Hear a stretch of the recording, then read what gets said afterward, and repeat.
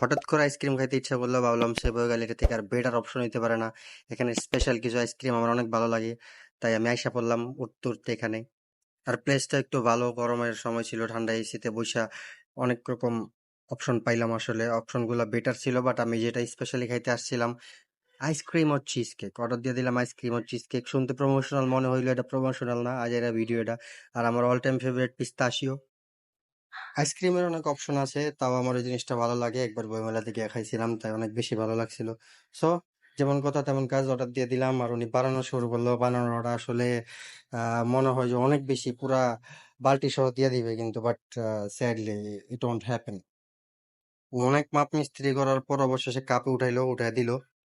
ভাই খুশি মনে আইসক্রিমটা দিল, নেন ভাই খান, অনেক অপেক্ষা করতেছে, নিয়ে আসলাম। আর শেষে দুই পার্টনার মিলে চিয়ার্স করে টেস্ট করলাম। বিলটা একটু বেশি ছিল। Yam yam.